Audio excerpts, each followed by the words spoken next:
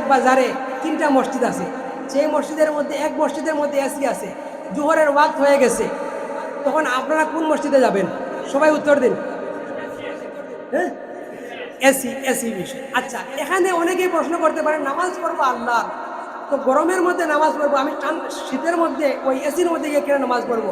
আমার সম্ভবত সব কম হবে। এই যে হাদিস যেটা আমি বললাম, রাসূলুল্লাহ কি বলেছেন? গরমের দিন তোমরা গরমের দিন একটু দেরিতে পড়ো, যাতে করে সূর্যের তাপ কমে। আর এই ঠান্ডার সময়, শীতের সময় তোমরা জোহরের নামাজ আগে আগে পড়ো। কেন পড়ো? কারণ ওই সময় সূর্য এত তাপ থাকে না। এই হাদিসে কি বোঝা গেল? যে রাসূলুল্লাহ আরাম করার জন্য একটা অপশন দিয়েছেন কিনা? আমার কথা বোঝা গেছে কিনা?